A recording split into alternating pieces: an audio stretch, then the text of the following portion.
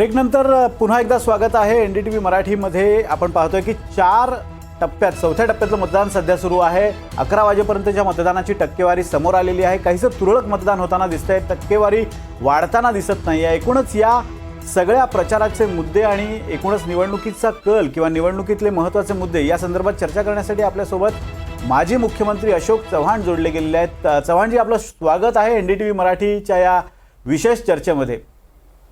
पहिला माझा प्रश्न तुम्हाला असा आहे की 38 ते 40 वर्षाच्या एकूण राजकीय कारकिर्दीनंतर अशोक चव्हाण हे काँग्रेसमधून भाजपमध्ये गेले। भाजपमध्ये गेल्यानंतर पहिलीच निवडणूक अशोक चव्हाण हे फेस करतायत। भाजपमध्ये आपण स्थिरावलात का?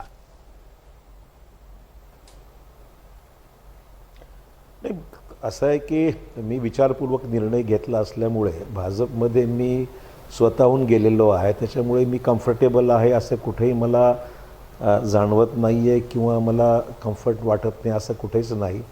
मी या संपूर्ण निवडणुकीमध्ये प्रचारामध्ये मराठवाड्यात होतो, विदर्भात गेलो होतो, आता मुंबईमध्ये आहे, अनेक सभांमध्ये मी सामील झालो, भाषणंही झाली, पंतप्रधानांच्या सोबत स्वसभेमध्ये होतो, गृहमंत्र्यांच्या सोबतसुद्धा होतो, नितीन गडकरी आम्ही एकत्र होतो।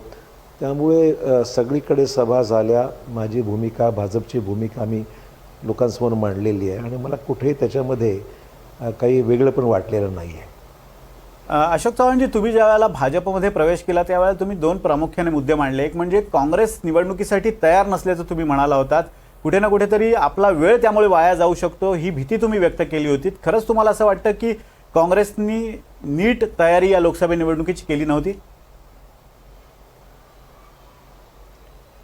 नक्कीच म्हणावं लागेल। असं आहे की भाजपच्या तुलनेमध्ये काँग्रेसची तयारी तेव्हाही नव्हती आणि आजही नाही आहे, मग स्पष्ट म्हणावं लागेल।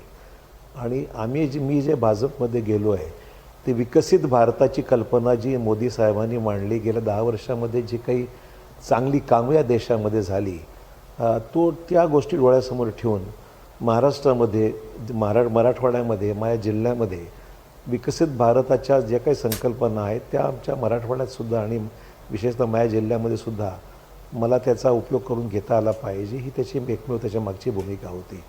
आणि मला खात्री आहे की येणारं सरकार केंद्रातलं हे भाजपचं नक्की येईल आणि त्या माध्यमातून आगामी काळामध्ये भरपूर कामं करायला वाव आहे असं माझं मत आहे।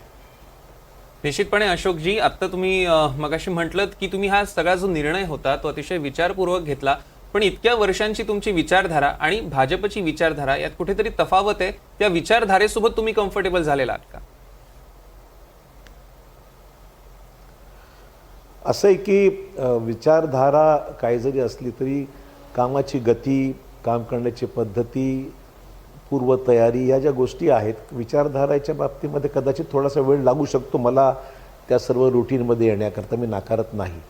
परंतु आत्तापर्यंत तरी माझा अनुभव आहे की कुठेही मला माझ्या कॉन्शियसला न पटणाऱ्या गोष्टी तर निश्चितच मी भाजपमध्ये आल्यापासून मला दिसत नाही आहेत। आणि जे काही सुरू आहे, युद्ध सुरू आहे, युद्धामध्ये एका सैनिकाप्रमाणे मी लढत आहे आणि भाजपच्या अधिकच्या अधिक जागा महाराष्ट्रात याव्यात हा माझा प्रामाणिक प्रयत्न आहे। अशोक चव्हाणजी, तुम्ही एक मुद्दा पक्ष सोडताना म्हटला होतात की विचारधारेपेक्षा मला देशहित महत्त्वाचं वाटतं। तुम्हाला असं वाटतं का की काँग्रेसने आता देशहिताचे मुद्दे सोडलेले आहेत म्हणून आपल्याला आता काँग्रेस सोडणं भाग आहे? ते काँग्रेसमध्ये सगळा वैचारिक गोंधळ आहे। काँग्रेसमध्ये सत्ता जाऊनसुद्धा आज बरेच वर्ष झालेली आहेत। काँग्रेसमध्ये एक वाक्यता राहिलेली नाही आहे आणि निगेटिव्हिटीवर पक्ष कुठलाही अधिक काळ हा काम करू शकत नाही आहे। काहीतरी पॉझिटिव्ह भूमिका घेऊन लोकांसमोर आपली भूमिका मांडता आली पाहिजे। ती उणीव ही भाजपमध्ये काँग्रेसमध्ये निश्चित दिसते आहे। केवळ मोदींना शिव्या देऊन किंवा मोदींवर टीका करून काँग्रेसचा फायदा होईल असं मानायचं काही कारण नाही आहे। काँग्रेसला स्वतःचं मेरिटवर स्वतः निवडणुकामध्ये निवडून यावं लागेल। नुसती निगेटिव्हिटीच्या आधारावर आपण देशामध्ये जास्त जागा आणू शकतो ही काही ज्यांची कल्पना आहे ती चुकीची आहे। मला वाटतं की काही करून दाखवण्यासारखं आपल्याकडे आहे, ते केलं पाहिजे आणि ज्यावेळेस करायची संधी होती त्यावेळेस ते करू शकले नाहीत, हे वास्तव आहे। अशोक चव्हाणजी, अजून एका मुद्द्याकडे मी येतो. एका राष्ट्रीय मुद्द्याकडनं आपण आता स्पेसिफिक नांदेडपुरते जर विचार केला तर नांदेडची लोकसभा निवडणूक ही तुमच्यासाठी पण महत्त्वाची मानली जाते, कारण भाजपमध्ये आल्यानंतर तुमचं आता पुढचं करिअर भाजपमध्ये कसं असेल याचा एक रोडमॅप या निवडणुकीतनं तयार होणार आहे. चांगलं यश मिळालं तर तुमचं भवितव्य भाजपमधलं उज्ज्वल आहे असं एक राजकीय पंडित म्हणतात. कसं किती आव्हानात्मक वाटते ही निवडणूक तुम्हाला? निवडणूक तर निश्चितच त्या ठिकाणी नांदेडची निवडणूक चुरशीची झालेली आहे, पण मला खात्री आहे की लोकांनी भाजपच्या बाजूने कौल हा नक्की दिलेला आहे असं माझं मत आहे. आणि माझं भवितव्य हे पक्षाशी निगडीत आहे. मी काय माझं वेगळं भवितव्य विषय असल्याचा प्रश्न नाही आहे. भाजपचं भवितव्य देशात चांगलं राहील तर आम्हीसुद्धा भाजपच्या भवितव्याबरोबरच आमचं भवितव्य हे जोडल्या गेलेलं आहे. आणि त्यामुळे भाजपला यश आणण्यामध्ये आम्ही लोकांनी जेवढे प्रयत्न करायचे ते केले आणि पुढे सुद्धा करत राहू. तुम्ही म्हणताय भाजपचं यश यातच आमचं यश आहे, पण तुमच्या पक्षप्रवेशानंतर भाजपमध्ये किंवा काँग्रेस सोडल्यानंतर काही राजकीय गणितं तिथली समीकरणं बदललेली आहेत स्थानिक स्तरावरची. उदाहरणार्थ नांदेडमध्ये मुस्लिम मतदार हा साधारण 3.5 लाख इतका प्रचंड आहे आणि ही एक गठ्ठा वोट बँक तुमच्या पक्ष बदलण्यामुळे भाजपकडे गेलेली नाही आहे, ती काँग्रेसलाच मिळेल आणि एक कुठल्याच काही प्रमाणावर तुमच्या पक्ष बदलाबद्दलचा एक नाराजी आहे आणि त्याचा फटका कदाचित चिखलीकरांना बसेल असं तिथल्या काही आपण स्थानिक लोकांशी बोलल्यानंतर जाणवलं.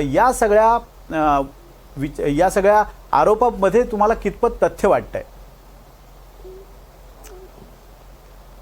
ते मला खुलासा केला पाहिजे की मुस्लिम मतदार जो आहे हा भाजपला त्यांनी कधीच साथ नांदेडमध्ये दिलेलीच नाही आहे, वास्तव आहे. त्यामुळे याही निवडणुकीमध्ये मुस्लिम काही अपवाद वगळता थोडंफार भाजपला मिळणार नाही ते स्पष्टच आहे. त्यामुळे मी आलो असलो किंवा नसलो तरीसुद्धा भाजपला ते मतदान मिळणार नाही हे वास्तव आहे. निश्चितच अशोकजी, तुम्ही स्थानिक पातळीवरच्या राजकारणावर बोललात. मध्यंतरी आता मोदींनी ठाकरे आणि पवारांना दोघांनाही ऑफर दिलेली होती. मोदींच्या या मताशी तुम्ही सहमत आहात का? त्यांनीही तुमच्यासोबत यावं असं तुम्हालाही वाटतं का? असं आहे की पवारांचा पक्ष आणि उद्धव ठाकरेंच्या पक्षाची जी काही वाताहत झालेली आहे त्यानंतर जे काही आता निवडणुकीमध्ये निकाल येतील त्यातून हे स्पष्टच होईल की त्यांना आता तसं महाराष्ट्रापुरती जे काय अस्तित्व शिल्लक होतं ते सुद्धा कितपत राहील हा एक प्रश्न आहे. अशा परिस्थितीमध्ये राष्ट्रीय प्रवाहामध्ये सामील होण्यास आता पवार स्वतः त्या ठिकाणी भाषणात बारामतीला मोदी साहेबांना घेऊन गेले. त्यांचे संबंध आहेच ना, पवारसाहेबांचे संबंध अडाणीशी आहेत, पवारसाहेबांचे संबंध मोदी साहेबांशी सुद्धा आहेत. उद्धव ठाकरेसुद्धा तासनतास मोदी साहेबांशी गप्पा मारत बसलेले आहेत. आम्ही पाहिलं आहे, कारण आम्ही स्वतः त्यांच्याबरोबर गेलो असताना आम्ही तर बाहेर थांबलो. ते संबंध त्यांचे चांगलेच आहेत ना. तर भविष्यामध्ये मोदी साहेबांच्या हाकेला प्रतिसाद त्यांनी दिलं तर त्याला आश्चर्य मानायचं काही कारण नाही आहे. चव्हाणजी, अजून एक मुद्दा चर्चेत आलेला आहे, तो म्हणजे तुमच्यावर एक थेट आरोप काँग्रेसच्या काही नेत्यांनी केला होता. तो म्हणजे परंपरागत मतदारसंघ काँग्रेसला सोडावे लागले आणि इनिशियल स्टेजला ज्यावेळेला जागा वाटपाची चर्चा होती तेव्हा तुम्ही काँग्रेसमध्येच होतात आणि त्या चर्चेत तुम्ही प्रतिनिधित्व काँग्रेसचं करत होतात. तुम्ही परंपरागत मतदारसंघ नीट निगोशिएट केले नाही किंवा मागितलेच नाहीत, त्यामुळे आम्हाला हे मतदारसंघ सोडावे लागले असं काही काँग्रेस नेत्यांचं मत आहे. या आरोपाला तुम्ही कसं उत्तर देणार? मला हे आश्चर्य वाटतं आणि हास्यास्पद पण आहे. मी जोपर्यंत काँग्रेसमध्ये होतो तोपर्यंत कुठल्या निर्णायक स्थितीला पक्षाच्या वाटाघाटी संदर्भात निर्णय झालेले नव्हते. मी 12 फेब्रुवारीला काँग्रेस पक्षाचा राजीनामा दिला त्या दिवसापर्यंत जागेचं कुठलंही वाटप झालेलं नव्हतं, कुठल्याही जागा निश्चित झालेल्या नव्हत्या. त्यानंतर ही प्रक्रिया ही सुरू झालेली आहे. आणि ज्यांना असं म्हणायचं आहे त्यांची अडचण अशी आहे की आता पक्षातले कार्यकर्ते हे पक्षाध्यक्षांवर, महाराष्ट्रातल्या पक्षाध्यक्षांवर बोट दाखवत आहेत की तुमच्या सगळ्या ह्या एकंदरीत कमकुवतपणामुळे काँग्रेसला चांगल्या जागा, उदाहरणार्थ भिवंडी, सांगली अशासारख्या मुंबईतल्या जागा, या जागा तुमच्या ह्या सगळ्या अडचणीमुळे, कमकुवतपणामुळे, तुम्हाला अभ्यास नसल्यामुळे तुम्ही सोडून दिल्या.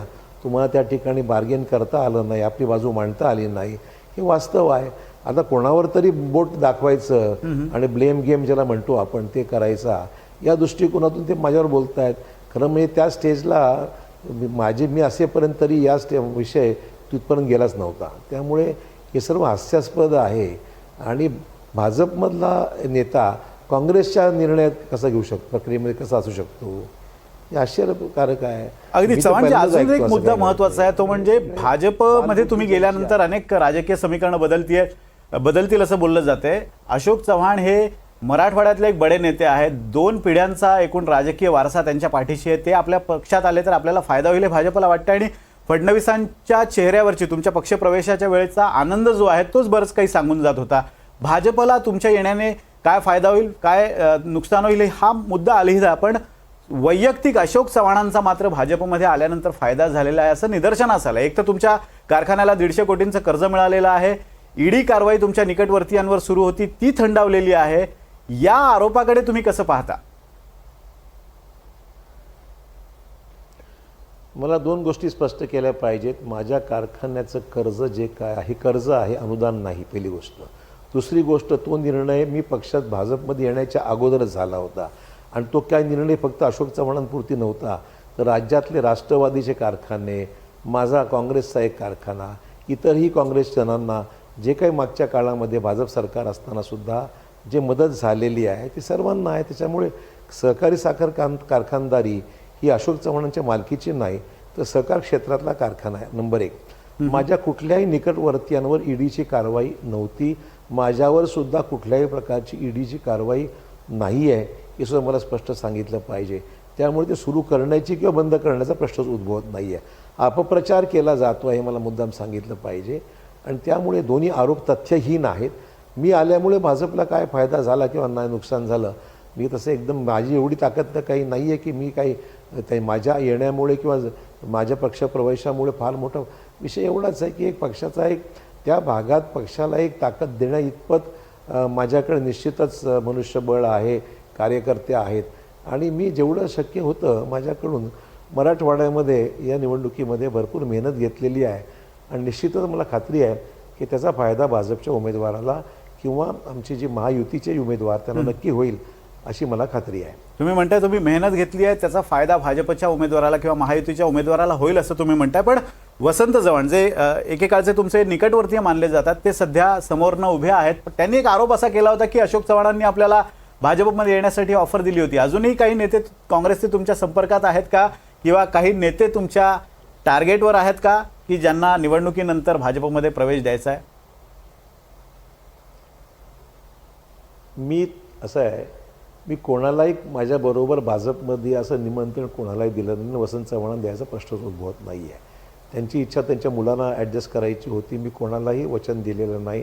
नांदेड जिल्ह्यातल्या म्हणजे निकटवर्ती आणि कारण कसं असतं की प्रत्येकाचा मतदारसंघ, तिथली स्थानिक परिस्थिती याच्यावर बऱ्याचशा गोष्टी अवलंबून असतात. त्यामुळे मी कोणालाही माझ्याबरोबर तुम्ही पक्षात भाजपमध्ये या असं आग्रह मी कधी केला नव्हता. असं असतानासुद्धा हजारो कार्यकर्ते यांनी भाजपमध्ये प्रवेश केलेला आहे हे मला मुद्दाम सांगावं असं वाटतं. मी नांदेडला बरेच दिवस होतो मध्ये निवडणुकीमध्ये. माझ्या उपस्थितीमध्ये अनेक कार्यकर्ते, नगरसेवक, जिल्हा परिषद मेंबर्स हे सर्व भाजपमध्ये आलेले आहेत. मला सांगितलं, मी कोणालाही स्वतःहून बोलवलं नाही, स्वतःहून माझ्याबरोबर बरीचशी लोकं आलेली आहेत. अगदी अशोक चव्हाणजी आमच्याशी संवाद साधला त्याबद्दल धन्यवाद. आपण पाहतोय अशोक चव्हाण काँग्रेसमध्ये 4 दशकांची कारकीर्द पूर्ण केल्यानंतर ते भाजपमध्ये आता प्रवेशकर्ते झालेले आहेत आणि ही निवडणूक त्यांच्यासाठी जितकी महत्त्वाची आहे तितकीच या निवडणुकीचे निकाल यावर त्यांचं भाजपमधलं पुढचं भवितव्य ठरणार आहे अशा स्वरूपाची चर्चा आहे. या मुलाखतीसाठी त्यांनी वेळ दिला त्याबद्दल त्यांचे धन्यवाद. आणि NDTV मराठीमध्ये आज दिवसभर तुम्ही 4थ्या टप्प्यातल्या मतदानाचे प्रत्येक अपडेट पाहू शकणार आहात. महत्त्वाचे नेते आणि त्यांची मतं जाणून घेऊ शकणार आहात. त्यामुळे पाहत रहा NDTV मराठी.